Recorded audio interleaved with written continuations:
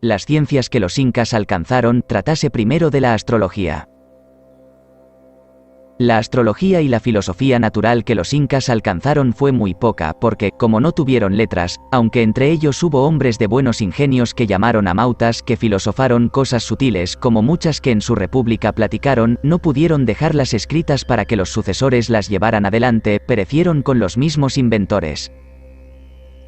Y así quedaron cortos en todas ciencias o no las tuvieron, sino algunos principios rastreados con la lumbre natural, y esos dejaron señalados con señales toscas y groseras para que las gentes las viesen y notasen. Diremos de cada cosa lo que tuvieron. La filosofía moral alcanzaron bien, y en práctica la dejaron escrita en sus leyes, vida y costumbres como en el discurso se verá por ellas mismas. Ayudábales para esto la ley natural que deseaban guardar y la experiencia que hallaban en las buenas costumbres, y, conforme a ella, iban cultivando de día en su república. De la filosofía natural alcanzaron poco o nada porque no trataron de ella. Que como para su vida simple y natural no tuviesen necesidad que les forzase a investigar y rastrear los secretos de naturaleza, pasábanse sin saberlos ni procurarlos. Y así no tuvieron ninguna práctica de ella, ni aun de las calidades de los elementos, para decir que la tierra es fría y seca y el fuego caliente y seco, sino era por la experiencia de que les calentaba y quemaba, mas no por vía de ciencia de filosofía. Solamente alcanzaron la virtud de algunas hierbas y plantas medicinales con que se curaban en sus enfermedades, como diremos de algunas cuando tratemos de su medicina. Pero eso lo alcanzaron más por experiencia, enseñados de su necesidad, que no por su filosofía natural, porque fueron poco especulativos de lo que no tocaban con las manos. De la astrología tuvieron alguna más práctica que de la filosofía natural, porque tuvieron más iniciativas que les despertaron a la especulación de ella, como fue el Sol y la Luna y el movimiento vario del planeta Venus, que unas veces la venía a ir delante del Sol y otras en pos de él. Por el semejante veían la luna crecer y menguar, ya perdida de vista en la conjunción, a la cual llaman muerte de la luna porque no la veían en los 3 días de ella. También el sol los incitaba a que mirasen en él, que unos tiempos se les apartaba y otros se les allegaba, que unos días eran mayores que las noches y otros menores y otros iguales, las cuales cosas los movieron a mirar en ellos y las miraron tan materialmente que no pasaron de la vista. Admirábanse de los efectos, pero no procuraban buscar las causas, y así no trataron si había muchos cielos o no más de uno, ni imaginaron que había más de uno. No supieron de qué se causaba el crecer y menguar de la luna ni los movimientos de los demás planetas, ya apresurados, ya espaciosos, ni tuvieron cuenta más de con los 3 planetas nombrados, por el grandor, resplandor y hermosura de ellos, no miraron en los otros 4 planetas. De los signos no hubo imaginación, y menos de sus influencias. Al sol llamaron Inti, a la luna Quilla y al lucero Venus Chasca, que es crinita o crespa por sus muchos rayos. Miraron en las 7 cabrillas por verlas tan juntas y por la diferencia que hay de ellas a las otras estrellas que les causaba admiración, mas no por otro respecto. Y no miraron en más estrellas porque, no teniendo necesidad forzosa, no sabían a qué propósito mirar en ellas, ni tuvieron más nombres de estrellas en particular que los 2 que hemos dicho. En común las llamaron Koyur, que quiere decir estrella. Alcanzaron la cuenta del año y los solsticios y equinoccios. Mas con toda su rusticidad, alcanzaron los incas que el movimiento del sol se acababa en un año, al cual llamaron Guata. Es nombre y quiere decir año, y la misma dicción, sin mudar pronunciación ni acento, en otras significaciones verbo y significa atar. La gente común contaba los años por las cosechas. Alcanzaron también los solsticios del verano y del invierno, los cuales dejaron escritos con señales grandes y notorias que fueron 8 torres que labraron al oriente y otras 8 al poniente de la ciudad del Cozco, puestas de 4 en 4, 2 pequeñas de a 3 estados poco más o menos de alto en medio de otras 2 grandes, las pequeñas estaban 18 o 20 pies la una de la otra, a los lados, otro tanto espacio, estaban las otras 2 torres grandes, que eran mucho mayores que las que en España servían de atalayas. Y estas grandes servían de guardar y dar viso para que descubriesen mejor las torres pequeñas. El espacio que entre las pequeñas había, por donde el sol pasaba al salir y al ponerse, era el punto de los solsticios. Las unas torres del oriente correspondían a las otras del poniente del solsticio vernal o yemal. Para verificar el solsticio se ponía un inca en cierto puesto al salir el sol y al ponerse, y miraba a ver si salía y se ponía por entre las 2 torres pequeñas que estaban al oriente y al poniente. y con este trabajo se certificaban en la astrología de sus solsticios. Pedro de Cieza, capítulo 92, hace mención de estas torres. El padre Acosta también trata de ellas, libro sexto, capítulo 3, aunque no les dan su punto. Escribiéronlos con letras tan groseras porque no supieron fijarlos con los días de los meses en que son los solsticios, porque contaron los meses por lunas, como luego diremos, y no por días, y, aunque dieron a cada año 12 lunas, como el año solar exceda al año lunar común en 11 días, no sabiendo ajustar el un año con el otro, tenían cuenta con el movimiento del sol por los solsticios para ajustar el año y contarlo, y no con las lunas. Y de esta manera dividían el un año del otro rigiéndose para sus sembrados por el año solar, y no por el lunar. Y aunque haya quien diga que ajustaban el año solar con el año lunar, le engañaron en la relación, porque, si supieran ajustarlos, fijaran los solsticios en los días de los meses que son y no tuvieran necesidad de hacer torres por mojoneras para mirarlos y ajustarlos por ellas con tanto trabajo y cuidado como cada día tenían, mirando el salir del sol y el ponerse por derecho de las torres, las cuales dejé en pie el año de 1560, y si después acá no las han derribado, se podría verificar por ellas el lugar de donde miraban los incas los solsticios. A ver si era de una torre que estaba en la Casa del Sol y de otro lugar que yo no lo pongo por no estar certificado de él. También alcanzaron los equinoccios y los solemnizaron muy mucho. En el de marzo segaban los maizales del Cozco con gran fiesta y regocijo, particularmente el andén de Colcampata que era como jardín del sol. En el equinoccio de septiembre hacían una de las 4 fiestas principales del sol, que llamaban Citua Raimi, sencilla quiere decir fiesta principal. Celebrábase como en su lugar diremos. Para verificar el equinoccio tenían columnas de piedra riquísimamente labradas puestas en los patios o plazas que había ante los templos del sol. Los sacerdotes cuando sentían que el equinoccio estaba cerca tenían cuidado de mirar cada día la sombra que la columna hacía. Tenían las columnas puestas en el centro de un cerco redondo muy grande que tomaba todo el ancho de la plaza o del patio. Por medio del cerco echaban por hilo, de oriente a poniente, una raya que por larga experiencia sabían dónde había de poner el un punto y el otro. Por la sombra que la columna hacía sobre la raya veían que el equinoccio se iba acercando, y cuando la sombra tomaba la raya de medio a medio desde que salía el sol hasta que se ponía y que a mediodía bañaba la luz del sol toda la columna en derredor, sin hacer sombra aparte alguna, decían que aquel día era el equinoccial. Entonces adornaban las columnas con todas las flores y hierbas olorosas que podían haber, y ponían sobre ellas la silla del sol, y decían que aquel día se asentaba el sol con toda su luz, de lleno en lleno, sobre aquellas columnas. Por lo cual en particular adoraban al sol aquel día con mayores ostentaciones de fiesta y regocijo, y le hacían grandes presentes de oro y plata y piedras preciosas y otras cosas de estima. Y es de notar que los reyes incas y sus amautas, que eran los filósofos, así como iban ganando las provincias, así iban experimentando que, cuanto más se acercaban a la línea equinoccial, tanto menos sombra hacía la columna al mediodía, por lo cual fueron estimando más y más las columnas que estaban más cerca de la ciudad de Quito, y sobre todas las otras estimaron las que pusieron en la misma ciudad y en su paraje, hasta la costa de la mar, donde, por estar el sol a plomo, como dicen los albañiles, no había señal de sombra alguna a mediodía. Por esta razón las tuvieron en mayor veneración, porque decían que aquellas eran asiento más agradable para el sol, porque en ellas se asentaba derechamente y en las otras de lado.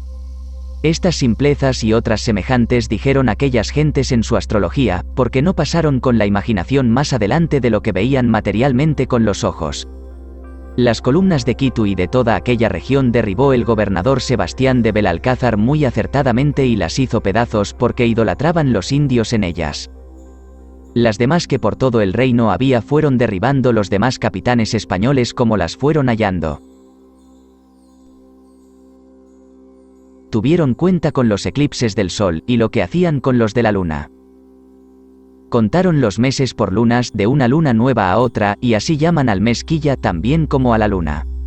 Dieron su nombre a cada mes, contaron los medios meses por la creciente y menguante de ella. Contaron las semanas por los cuartos, aunque no tuvieron nombres para los días de la semana.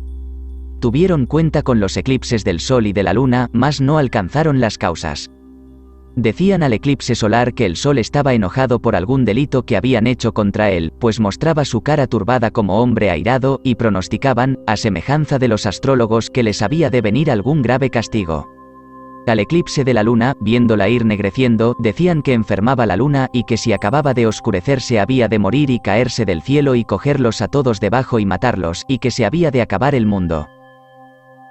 Por este miedo, en empezando a eclipsarse la luna, tocaban trompetas, cornetas, caracoles y atabales y atambores y cuantos instrumentos podían haber que hiciesen ruido, ataban los perros grandes y chicos, dábanles muchos palos para que aullasen y llamasen la luna que, por cierta fábula que ellos contaban, decían que la luna era aficionada a los perros por cierto servicio que le habían hecho, y que, oyéndolos llorar, habría lástima de ellos y recordaría del sueño que la enfermedad le causaba. Para las manchas de la luna decían otra fábula más simple que la de los perros, que a una cuella se podía añadir a las que la gentilidad antigua inventó y compuso a su Diana, haciéndola cazadora. Mas la que se sigue es bestialísima. Dicen que una zorra se enamoró de la luna viéndola tan hermosa, y que, por visitarla, subió al cielo, y cuando quiso echar mano de ella, la luna se abrazó con la zorra y la pegó así, y que de esto se le hicieron las manchas. Por esta fábula tan simple y tan desordenada se podrá ver la simplicidad de aquella gente. Mandaban a los muchachos y niños que llorasen y diesen grandes voces y gritos llamándola Mamá Quilla, que es Madre Luna, rogándole que no se muriese, porque no pereciesen todos. Los hombres y las mujeres hacían lo mismo. Había un ruido y una confusión tan grande que no se puede encarecer. Conforme al eclipse grande o pequeño, juzgaban que había sido la enfermedad de la luna. Pero si llegaba a ser total, ya no había que juzgar sino que estaba muerta, y por momentos temían el caer la luna y el perecer de ellos. Entonces era más de veras el llorar y plañir, como gente que veía al ojo la muerte de todos y acabarse el mundo. Cuando veían que la luna iba poco a poco volviendo a cobrar su luz, decían que convalecía de su enfermedad, porque el Pachacamac, que era el sustentador del universo, le había dado salud y mandádole que no muriese, porque no pereciese el mundo, y cuando acababa de estar del todo clara, le daban la enhorabuena de su salud y muchas gracias porque no se había caído. Todo esto de la luna vi por mis ojos. Al día llamaron Punjau y a la noche Tuta, al amanecer Pacari. Tuvieron nombres para significar el alba y las demás partes del día y de la noche como medianoche y mediodía. Tuvieron cuenta con el relámpago, trueno y rayo, y a todos tres en junto llamaron Iyapa. No los adoraron por dioses, sino que los honraban y estimaban por criados del sol. Tuvieron que residían en el aire, mas no en el cielo. El mismo acatamiento hicieron al arco del cielo, por la hermosura de sus colores y porque alcanzaron que procedía del sol, y los reyes incas lo pusieron en sus armas y divisa. En la casa del sol dieron aposento de por sí a cada cosa de estas, como en su lugar diremos. En la vía que los astrólogos llaman láctea, en unas manchas negras que van por ella a la larga, quisieron imaginar que había una figura de oveja con su cuerpo entero, que estaba amamantando un cordero. A mí me la querían mostrar, diciendo: ves allí la cabeza de la oveja, ves acullá la del cordero mamando, ves el cuerpo, brazos y piernas del uno y del otro. Mas yo no veía las figuras, sino las manchas, y debía de ser por no saberlas imaginar. Empero no hacían caudal de aquellas figuras para su astrología, más de quererlas pintar imaginándolas, ni echaban juicios ni pronósticos ordinarios por señales del sol ni de la luna ni de los cometas, sino para cosas muy raras y muy grandes, como muertes de reyes o destrucción de reinos y provincias. Adelante en sus lugares diremos de algunos cometas si llegamos allá. Para las cosas comunes más aína hacían sus pronósticos y juicios de los sueños que soñaban y de los sacrificios que hacían, que no de las estrellas ni señales del aire. Y es cosa espantosa oír lo que decían y pronosticaban por los sueños que, por no escandalizar al vulgo, no digo lo que en esto pudiéramos contar.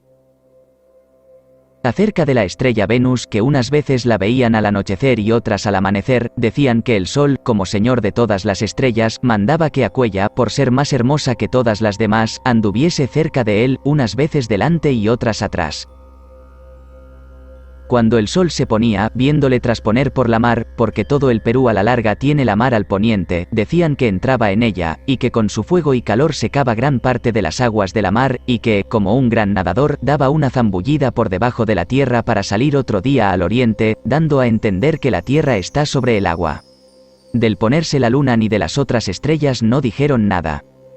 Todas estas boberías tuvieron en su astrología los incas, de donde se podrá ver cuán poco alcanzaron de ella, y baste esto de la astrología de ellos, digamos la medicina que usaban en sus enfermedades.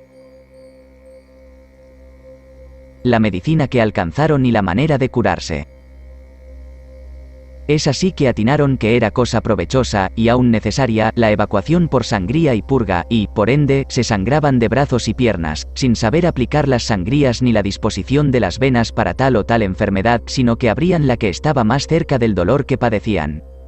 Cuando sentían mucho dolor de cabeza, se sangraban de la junta de las cejas, encima de las narices. La lanceta era una punta de pedernal que ponían en un palillo hendido y lo ataban porque no se cayese, y aquella punta ponían sobre la vena y encima le daban un papirote, y así abrían la vena con menos dolor que con las lancetas comunes. Para aplicar las purgas tampoco supieron conocer los humores por la orina, ni miraban en ella, ni supieron qué cosa era cólera, ni flema, ni melancolía. Purgábanse de ordinario cuando se sentían apesgados y cargados, y era en salud más que no en enfermedad. Tomaban, sin otras hierbas que tienen para purgarse, unas raíces blancas que son como nabos pequeños. Dicen que de aquellas raíces hay macho y hembra. Toman tanto de una como de otra, en cantidad de 2 onzas, poco más o menos, y, molida, la dan en agua o en el brebaje que ellos beben, y habiéndola tomado, se echa al sol para que su calor ayude a obrar. Pasada 1 hora o poco más, se sienten tan desconiuntados que no se pueden tener. Semejan a los que se marean cuando nuevamente entran en la mar. La cabeza siente grandes vaguidos y desvanecimientos. Parece que por los brazos y piernas, venas y nervios y por todas las coyunturas del cuerpo andan hormigas. La evacuación casi siempre es por ambas vías de vómitos y cámaras. Mientras ella dura, está el paciente totalmente descoyuntado y mareado, de manera que quien no tuviere experiencia de los efectos de aquella raíz entenderá que se muere el purgado. No gusta de comer ni de beber, echa de sí cuantos humores tiene, a vueltas salen lombrices y gusanos y cuantas sabandijas allá dentro se crían. Acabada la obra queda con tan buen aliento y tanta gana de comer que se comerá cuanto le dieren. A mí me purgaron 2 veces por un dolor de estómago que en diversos tiempos tuve, y experimenté todo lo que he dicho. Estas purgas y sangrías mandaban hacer los más experimentados en ellas, particularmente viejas como acá las parteras, y grandes herbolarios, que los hubo muy famosos en tiempo de los incas, que conocían la virtud de muchas hierbas y por tradición las enseñaban a sus hijos, y estos eran tenidos por médicos, no para curar a todos, sino a los reyes y a los de su sangre y a los curacas y a sus parientes. La gente común se curaban unos a otros por lo que habían oído de medicamentos. A los niños de teta, cuando los sentían con alguna indisposición, particularmente si el mal era de calentura, los lavaban con orines por las mañanas para envolverlos, y, cuando podían haber de los orines del niño, le daban a beber algún trago. Cuando al nacer de los niños les cortaban el ombligo, dejaban la tripilla larga como un dedo, la cual después se le caía, guardaban con grandísimo cuidado y se la daban a chupar al niño en cualquiera indisposición que le sentían, y para certificarse de la indisposición, le miraban la pala de la lengua, y, si la veían desblanquecida, decían que estaba enferma y entonces le daban la tripilla para que la chupase. Había de ser la propia, porque la ajena decían que no le aprovechaba. Los secretos naturales de estas cosas ni me las dijeron ni yo las pregunté, más de que las vi hacer. No supieron tomar el pulso y menos mirar la orina, la calentura conocían por el demasiado calor del cuerpo. Sus purgas y sangrías más eran en pie que después de caídos. Cuando se habían rendido a la enfermedad no hacían medicamento alguno, dejaban obrar la naturaleza y guardaban su dieta. No alcanzaron el uso común de la medicina que llaman purgadera, que es cristel, ni supieron aplicar emplastos ni unciones, sino muy pocas y de cosas muy comunes. La gente común y pobre se había en sus enfermedades poco menos que bestias. Al frío de la terciana o cuartana llaman chuchu, que es temblar, a la calentura llaman rupa, sencilla, que es quemarse. Temían mucho estas tales enfermedades por los extremos, ya de frío, ya de calor. Las hierbas medicinales que alcanzaron. Alcanzaron la virtud de la leche y resina de un árbol que llaman mulli y los españoles molle. Es cosa de grande admiración el efecto que hace en las heridas frescas, que parece obra sobrenatural. La hierba o mata que llaman chilca, calentada en una cazuela de barro, hace maravillosos efectos en las coyunturas donde ha entrado frío, y en los caballos desortijados de pie o mano. Una raíz, como raíz de grama, aunque mucho más gruesa, y los nudos más menudos y espesos, que no me acuerdo cómo la llamaban, servía para fortificar y encarnar los dientes y muelas.